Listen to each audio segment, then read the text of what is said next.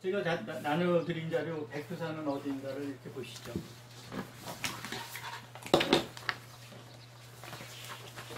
이 백두산이 어디인가는 우리가 대륙조선사를 공부할 때는 상당히 중요한 역할을 합니다. 이게 확정이 됨으로 인해서 우리의 갖고 있는 모든 사서라든지 외국인들이 보는 백두산이라든지 이런 것을 종합해서 봤었을 때 대륙조선사의 어떤 그 구심점이 될 수 있는 그런 지역이기 때문에 백두산을 보증하는 것이야말로 우리가 그 대륙조선사를 공부하고 또 모든 사설을 해석하는 데 있어서 구심점이 되기 때문에 이것을 제일 먼저 타이틀로다 정해서 공부를 해보도록 하겠습니다.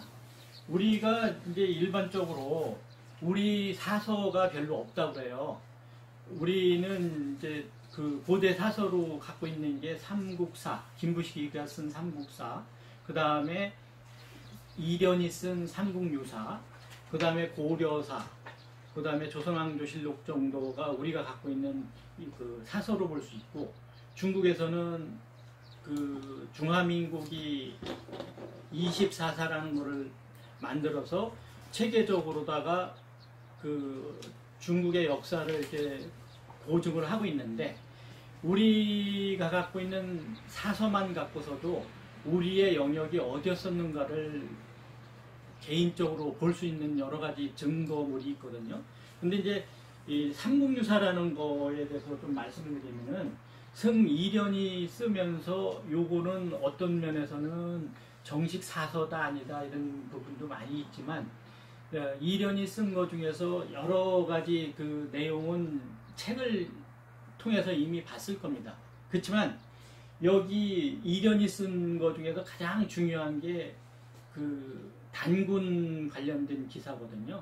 단군 관련된 기사를 보면은 뭐 다른 내용은 다 제쳐놓더라도 호랑이하고 곰이 사람이 되고자 했는데 마늘하고 쑥을 주고 동굴에 들어가서 일정 기간을 기다리면은 사람이 될 것이다 그래가지고 곰은 들어가서 그 끈기 있게 그 약속을 지켜서 사람이 됐고, 호랑이는 뛰쳐나왔다는 게 그 주요 관점이지만 여기서 중요한 게 있습니다.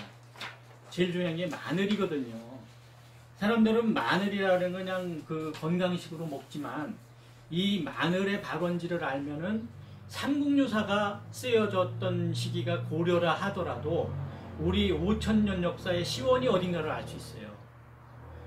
그게 바로 그 마늘이거든요.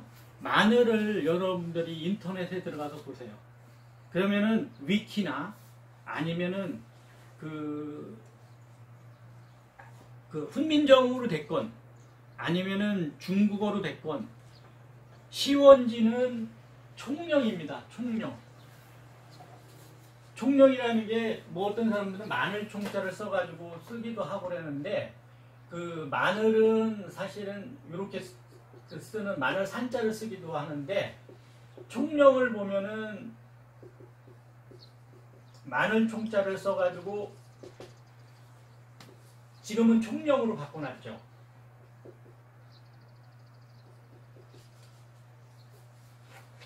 총령으로 바꿔놨는데 사실은 마늘이나 총이나 같은 지역에서 난 거예요.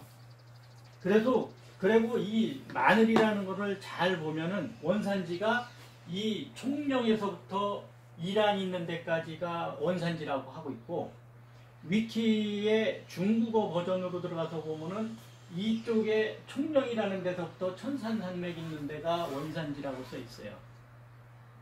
그러면은 거꾸로 보십시오.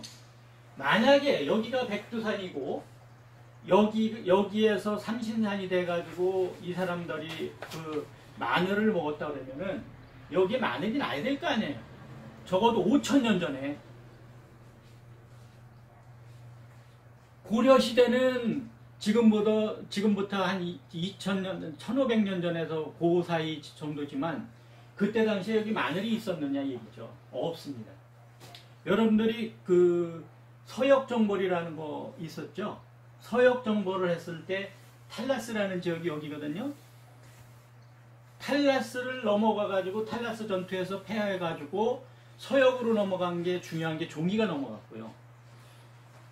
동쪽으로 넘어온 것 중에 중요한 게 마늘입니다. 그러면은 탈라스 전투 이전에는 마늘이 넘어올 수가 없어요.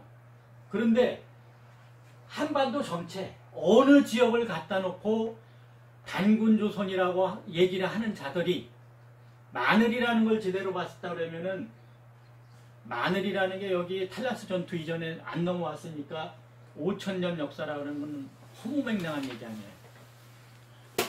그런데 여기 총령을 포함한 이 지역이 단군조선의 강영이었다면은 자기 땅에서 난 걸 갖고 써먹은 거잖아요. 그러면은 5,000년 전 탈라스 전투 이전에도 마늘이 사용됐었고 단군왕검의 얘기는 사실이란 얘기죠. 우리 역사에서 부도를 배우고 국사를 배우는 사람들은 부도지의 출처가 여기고 모든 역사를 한반도에 갖다 뚜디러 맞춰놓고서 역사를 가리키니까 해석이 안 되는 건데 마늘 하나만 보더라도 이 역사가 5,000년 역사가 됐고 5,000년 역사의 시원지가 여기였다는 것을 삼국유사에서 가르쳐주잖아요. 이게 상당히 중요한 겁니다. 그러면은 우리가 지금 해석해야 되는 우리 역사는 여기에서 이쪽으로 넘어와서 시작을 해야 된다는 것을 염두에 두시고 우리 백두산을 찾아가 보시죠. 이게 이제 강단에서 알려주는 백두산입니다. 좀 아까 말씀드렸듯이 여기는 백두산이 될 수가 없어요. 설명은 그럴듯하게 써놓고 조선민주주의 인민공화국이 어떻고 지금 그 만주하고 길림이 어떻고 이렇게 써놓지만 이거는 아니란 얘기죠. 이건 아니란 얘기인데 우선은 그 강단에서 이렇게 줄줄이 설명을 해줘도 이 부분은 가짜일 수밖에 없는 게 일단은 마늘이 안 들어가는 부분이 있고 그 다음에 그 환원무리가 넘어와가지고 해가지고 해놨는데 1%의 그 진실 속에 99%의 가짜를 해가지고 강단에서 백두산을 설명해주고 있어요.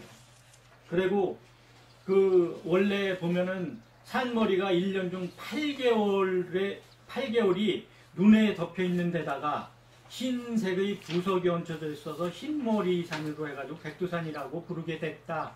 이거는 진실이겠죠. 그렇지만 한반도에 있는 이 백두산이 8개월 동안 눈이 덮여 있느냐고요. 지금 여름에 놀러 가시는 분들 보면요. 거의 한 6, 7개월 정도 눈이 하나도 없어요. 지금 눈 다 먹었어요. 어디에 눈이 있느냐고요. 백두산이 될 수가 없죠. 우리 그 송계가 여러 가지 백두산 갔다 온 사람들 써놓고 얘기한 걸 보면은 8월달, 6, 7, 8월달에 눈이 덮여 있다고 그랬잖아요. 그러면은 적어도 8개월 이상 눈이 덮여 있고 이런 산이 어디냐고요. 여기 한반도의 백두산이 될 수가 절대 없는 거죠. 그 다음 페이지 보시죠. 이 백두산이라고 하는 거는 우리 역사상 처음 나오는 게 산해경이에요. 산해경에서 백두산이 나오는데 일단은 그 제가 오늘 그 백두산을 고증해 나가는 방법은 일단은 다른 자료가 부자료가 되고 일단은 그 중국 고금 지명대사전에 나와 있는 그 설명을 갖고 먼저 설명을 해드리면서 그 다음에 이제 그 다른 거를 부수적으로 말씀을 드리도록 하겠습니다. 일단 그 고금 지명대사전에 보면은 백두산은 조선인이 그 장백산을 백두산이라고 특이하게 부르기 때문에 백두산이다 이렇게 하는 건데 중국 사람들은 장백산이라고 그러지 백두산이라고 안 부른다는 얘기예요. 오직 조선 사람들만 이렇게 장백산을 백두산이라고 부른다 이런 얘기고요. 그 다음에 이제 그 상세한 거는 장백산 쪽을 봐라 이렇게 돼 있어요. 고금지명대사전에. 그래서 고금지명대사전에 장백산 쪽을 찾아보면은 이게 이제 봉천 장백현 북쪽에 있고 옛날 말로는 불암산이라고 했었고 한나라 때는 단단대령이라고 했었고 그 다음에 개마대산이라고도 했고 후위 때는 태백산이라고도 했고 도태산이라고 했고 종태산이라고 했고 태왕산이라고 했고 그 이름은 장백산이라는 뜻이다. 그 다음에 이제 금나라가 여기서부터 시작됐었고 또는 백산이라고도 부른다. 그리고 이제 그 뒤로 가면은 명나라 때는 뭐 이제 뭐 어떻고 써놓고 그 다음에 이제 만주어로 이게 이제 그 여진어가 될 수도 있겠죠. 과륵 민산 년 아림이라고 했다. 그 뜻은 장백산이다. 그런 뜻으로 이렇게 써놨어요. 여기에서도 이제 중요한 거는 과륵 민산년 아림이라고 하는데 그 과륵 민산년이 이제 장백에다가 아린이라는 건 아까 그 송계가 말씀드렸듯이 그 아린이라는 건 산이잖아요. 그래서 장백산이라고 이렇게 얘기를 해놨거든요. 근데 이제 이게 고금지명대사전에는 이렇게 설명을 해놨는데 이제 뒤에 가서 다른 거랑 연결이 됩니다. 그래서 이제 그건 나중에 말씀드리고 일단 산해경에 제일 먼저 나오는 게 이제 그 대북환경에 그 대황지중 요산 명활 불함 요 숙신시 지구 이렇게 해가지고 이제 대왕 가운데에 불함이라는 산이 있는데 이게 숙신시 국가다 이렇게 돼 있어가지고 제일 먼저 그 장백산 백두산에 대한 거가 나오지만 요게는 그때는 불암산이다 이렇게 나온 거고 아까 뭐 한나라 단단대령 그 다음에 후위에 뭐 태백산 이런 부분은요 중국의 24사에 나오는 얘기예요. 24사에 있는 거를 써머리 해가지고 고금진병대사전에다가 뭐 한나라 때는 어떻고 위나라 때는 어떻고 명나라 때는 어떻고 이렇게 써놓은 거거든요. 그러니까 그거는 고금지명대사전을 보시면서 중국 24사에 백두산 명칭이 어떻게 나오는가를 이렇게 보면은 요거보다 더 많은 명칭이 나오니까 그거는 개개인적으로 공부를 좀 해주시기 바랍니다. 그리고 이제 그 고금지명대사전에 나와 있는 숙신시지국 요거 보면 이제 산해경에 숙신지국이라고 했고 여기에는 백민이라는 지역의 북쪽에 있다 이렇게 나오는데 일단 그 밑으로 조금 더 내려가서 보면은 부여에서 천여리에 떨어져 있고 요동에서 삼천여리를 가야 된다 이런 식으로 그 숙신에 대한 설명은 돼 있어요. 그런데 요 숙신시 관련된 것도 나중에 이쪽하고 관련돼 가지고 나중에 연구를 해보시면 조금 더 쉽게 할 수가 있을 겁니다. 그래서 일단은 부여라는 데가 어디 있는가는 한번 좀 보시죠. 옛날에 제가 그 부여는 어디 있었는가 하는 거는 한번 강의를 해드린 적이 있어요. 근데 이제 이 부여라고 하는 거를 좀 보시면서 이게 얼마나 많은 지명이동을 했었나 하는 거를 보기 위해서 부여가 어디 있었나를 잠시 말씀드리고 백두산 쪽으로 넘어가겠습니다. 그 한반도에서는 부여가 백두산 북쪽 지금 신만주 지역이 부여 지역이라고 얘기를 해요. 근데 이게 얼마나 엉터리인가를 한번 보시죠. 이 삼국지 그러니까 중국 24사의 삼국지 위서의 오한동의전을 보면은 이런 게 나옵니다. 부여는 장성 북쪽에 있는데 현토에서 천리 좀 떨어져 있다. 남쪽은 고구리와 동쪽은 음루와 서쪽은 선비와 접해 있고 북쪽에는 약수가 있다. 이렇게 해가지고 설명을 잘 해놓고 있어요. 근데 일단은 이 한반도에 맞춰놓고서 이것을 잘 들여다보면은 지역적으로다가 맞지가 않아요. 일단은 오한 선비니까 이 오한이 여기 있어야 되고 선비가 이쪽에 있어야 되는데 다 오한 선비를 여기다 갖다 강단에서 맞춰놨어요. 맞춰놨는데 그 중요한 설명 중에 부여는 장성이 북쪽에 있다는데 장성이 어디 있어요? 여기 있다가 한반도에 지금 갖다 놓고서 여기 만리장성이라고 해놨는데 이 만리장성은 원래 만리장성이 아니에요.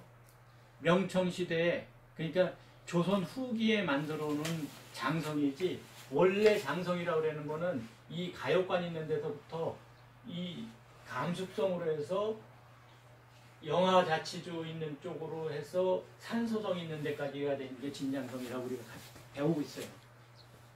그러니까 여기서 말하는 장성의 북쪽이라고 하는 거는 한반도에 와 있는, 지금 그려놓은 장성이라 하더라도 이 장성의 북쪽에 부여가 있을 수가 없죠.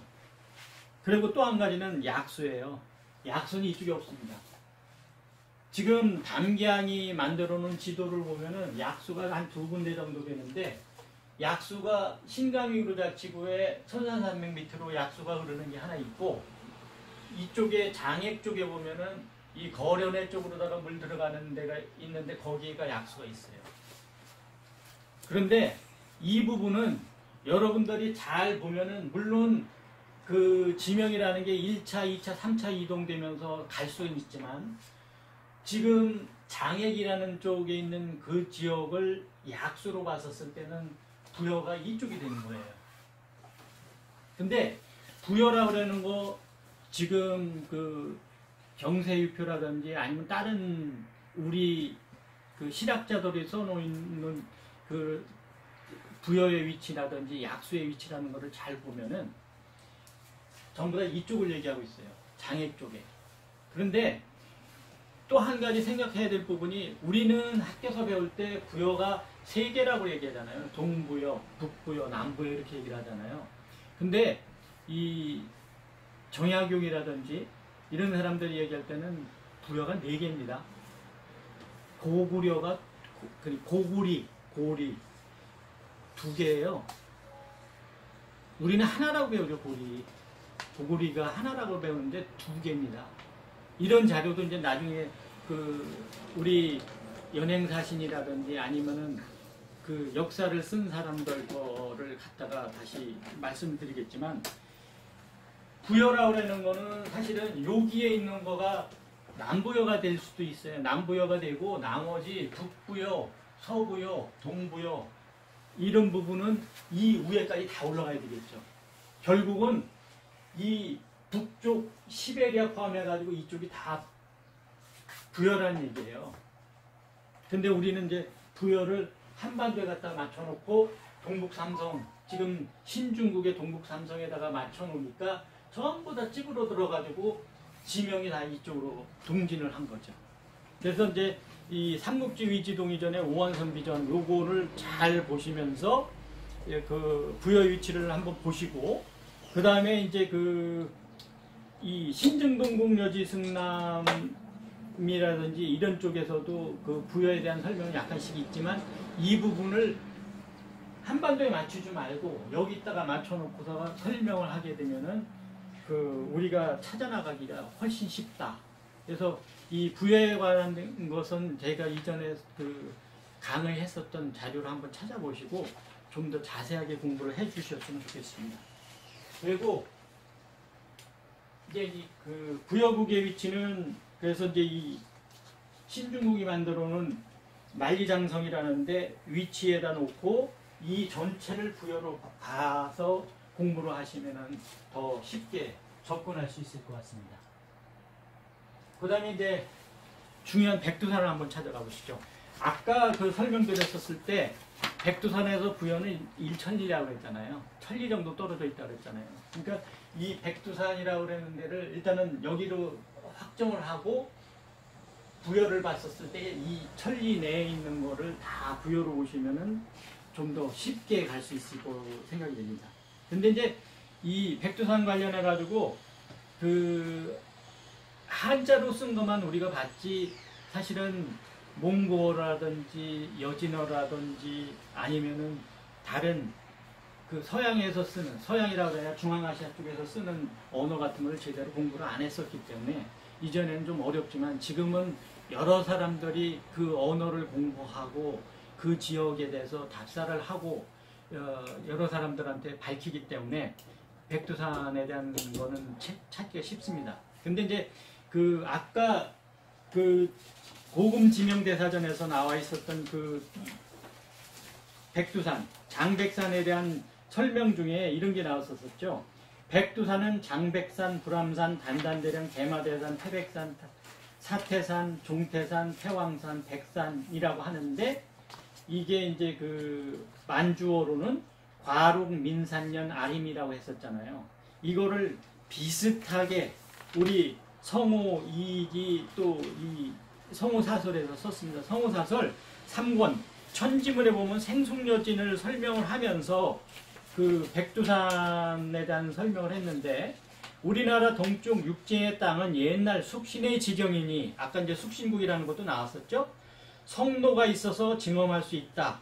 뒤에 여진이라고 일컬었다. 신라 말기에 발해가 5천리의 땅을 통합했으니 서쪽으로 온 요동을 모두 차지했고 동쪽으로 바다에 이르렀다. 여기가 이게 5천리 됩니까 이거? 5천리라고 그러는 건 적어도 이 정도 차지한 거예요. 한반도 기준으로 해도 이게 쉽지가 않은 거예요. 그 다음에 백두산 줄기가 북막에서 나와 남쪽으로 달려서 분수령에 이르고 다시 꺾여 동쪽으로 나와서 가로천리에 뻗쳤으니 옛날에 불암산이라고 일컫는 곳이다. 그 속칭이 가히 민상견 아린. 아까 그거랑 비슷하죠? 듣는 사람 입장에서 한자로 음역을 하다 보니까 이 우리 성호 이익 같은 경우는 가히 민상견 아린이라고 했는데 이 고금지명대 사전에서는 과륵 민산년 아린이라고 했잖아요. 거의 비슷한 발음인데 한자로 음역하는 것 차이지 큰 차이가 없다. 그의 가임이는 장이고 상견은 백이며 아린은 산이라는 뜻으로 일명 장백산이라고 한다. 이게 성호 이익이 주장한 겁니다. 그러면 이제 그 백두산이라는 거랑 이거랑 한번 좀 연구를 해보시죠.